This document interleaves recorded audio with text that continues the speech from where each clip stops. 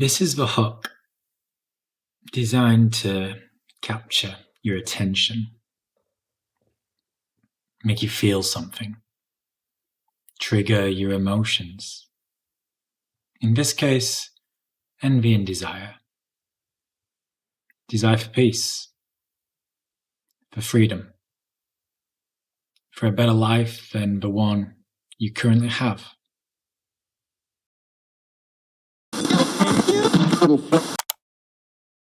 As a writer, I have over many years developed a very specific skill. It's a powerful skill, one that can be used for good. It can also be used for bad.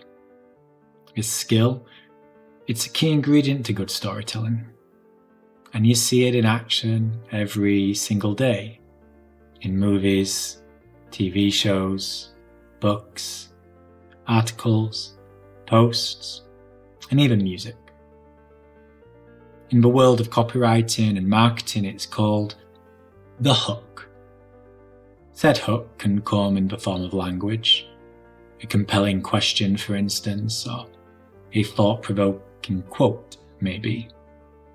But it can also be a visual, sound, or anything else that does the job the hook is designed to do. Capture your attention.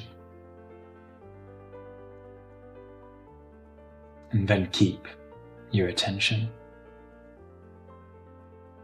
By somehow hinting that there's more to come, and that if you keep watching, listening, or whatever else, you'll be given the answer. All stories need this to some extent, because without it, you just don't carry on. And it plays a more essential role than ever because there's just so much choice these days. And so to stand out is harder than ever. But we'll get to that soon. Because first, we need to watch a video within a video within a video.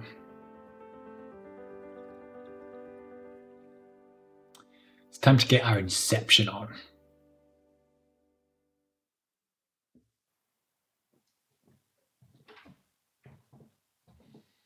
Okay, so I was inspired to record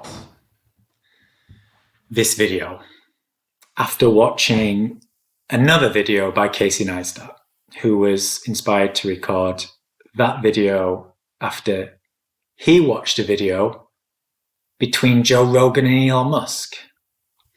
Yeah, that one where he puffed on some weed. Now, I enjoy me some Casey Neistat, and my relationship with Elon Musk, well, it's complicated. And although I really do not like Joe Rogan, come at me, Brogans, none of that really matters because it's the topic of said video within the video that does. So let's watch it real quick. Oh no, how embarrassing. I seem to have left my like button showing. Well, we'll just get rid of that. And oh man, I can't believe this. Just get rid of that one too. Joe Rogan and Elon Musk, they start talking about social media, and they talk about how Instagram makes you sad. You and I were talking about social media before this, about just not having Instagram on your phone and not dealing, and you feel better. I think maybe particularly Instagram, people look like they have a much better life than they really do.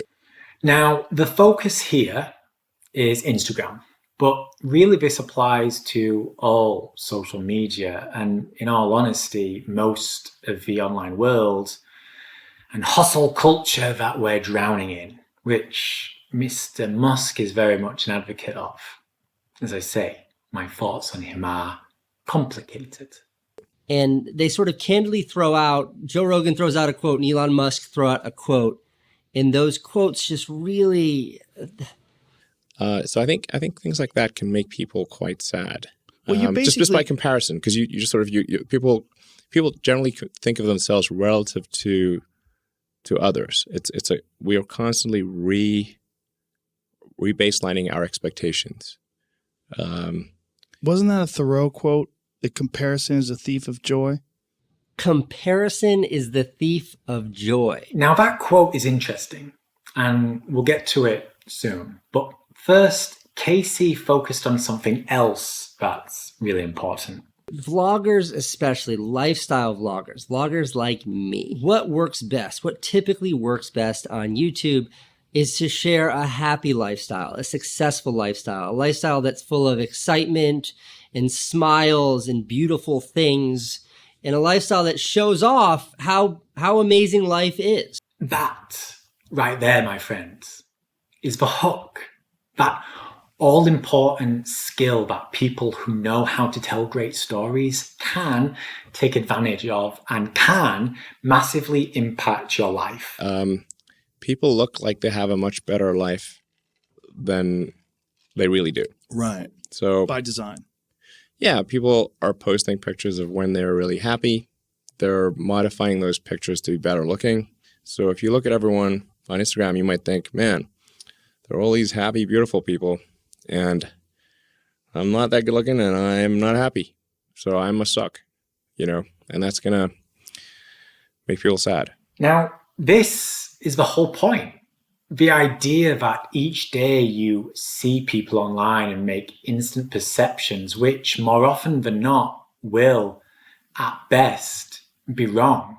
But worse, you instantly compare them to you and your situation. And that's a problem, as we will soon see.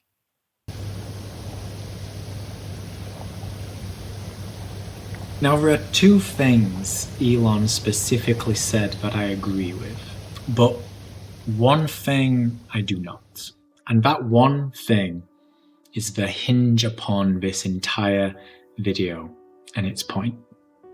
And by appreciating this one thing, you will set yourself up to thrive in this social media landscape that's literally designed to make it hard for you to survive. So, yeah, keep watching if you want that. But first, let's look at what Musk got right. Wasn't that a Thoreau quote? The comparison is a thief of joy. Comparison is the thief of joy. I believe it was Theodore Roosevelt who said it, and in the same way it captured Casey Neistat's mind, it hooked me too. As it so imperfectly sums up modern day living, but it hurts my soul. People generally think of themselves relative to other people. That's what Elon said. I imagine this has always been the case. But go back just a few decades, and you don't see that many people on any given day. And the people you did see on TV and in the magazines, they were celebrities, so you knew they weren't something you could live up to. You'd still compare you to them, but it wouldn't be as impactful. Today, though, you scroll past dozens, hundreds, maybe thousands of people who are, for all intents and purposes, just like you. And each time you do, you compare you to them, consciously or not. This steals joy. It steals your presence. It steals everything. And this alone makes the whole thing sad. But when you combine it with the other statement from Elon, which I agree with, well, it's bad times, my friend. People look like they have a much better life than they really do. People look like they have a better life than they really do. And this, I imagine, is true for most, even celebrities and those you admire. After all, if they were so happy, would they turn to drugs, drink, and the rest? Yet we still make these assumptions that they are happier, better, more worthy. And we do this with all the other people we come across on the daily, comparing our lives to theirs, but forgetting that we only see what they show us. Take the start of this video, for example, and me loving life in a hot tub. I could share that with no context on social media, and strangers around the world would make a subconscious connection between me and freedom, success, happiness, health, and on and on and on. But the reason I was in that hot tub was because my partner V could see how much I needed some time away as I edged closer toward burnout. I sat in that hot tub trying to heal, not because I had it all figured out. And it's this that leads us to the thing Elon said that I do not agree with. This episode of the No Hustle is brought to you by the No Hustle Huddle, our free weekly newsletter that delivers carefully curated content to your inbox each week, designed to help you escape the hustle and grind so you can live your life. Not only featuring content from the No Hustle community, but from some of the most talented writers, bloggers, podcasters, and content creators that are chef's kiss. So head over to nohustle.co and join our ever-evolving community of anti-hustlers who desire to live a more whole life.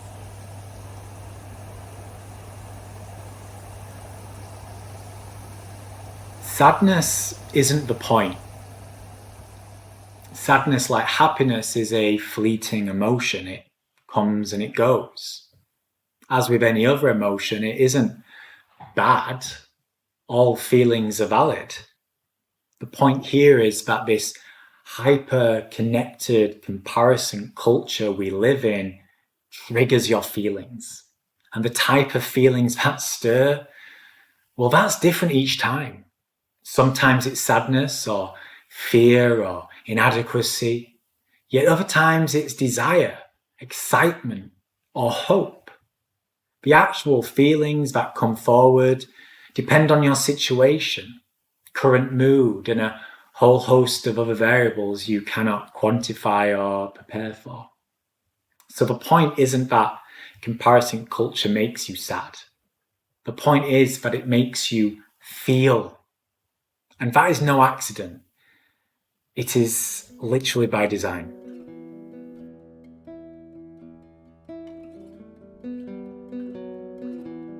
I read this shortly after it was published in 2013. It's a book that shook me up because it paints a crystal clear picture that the products people and businesses build are designed to be addictive. And this has only become one, more sophisticated since 2013, and two, more intense as we have far greater choices. Habit-forming products often start as nice-to-haves, vitamins. But once the habit is formed, they become must-haves, painkillers. That's what Nia wrote in Hooked. The apps you use, the tools online, movies you watch, songs you listen to, books you read, the videos on YouTube and the posts you scroll through endlessly on social media, they all focus on this, to have you build a habit around using it, to get you addicted. It starts with a hook, but that's only the beginning. And it's so layered how all this works. Because on the one hand, you have the tool. YouTube, Instagram, Facebook, etc. Sophisticated algorithms are designed to hook your attention over and over throughout the day. They are the builders, the designers. They play an important role. But there are also the storytellers behind these tools. Video creators, influencers, podcasters, etc. And the skilled copywriters and marketers behind them. What? Helping craft the perfect hook. To hook you and to turn a nice have into a must-have. None of this happens by chance. It's a very intentional process, and it is designed to ensure you fail. This is the one thing I mentioned earlier, that thing that can help you thrive. It is to know and indeed accept that you are 1, addicted, and 2, of course you are. How the hell could you not? These products you use, videos you watch, people you follow, none of it is bad per se, but most of it is designed to hook you over and over until you need it, can not live without it.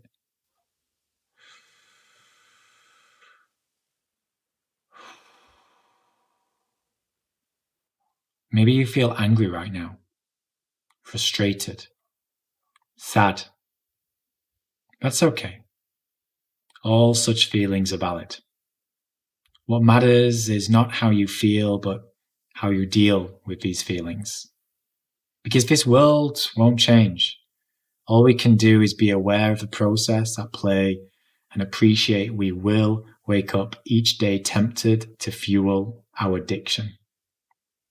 That we will come across many messages designed to make us feel.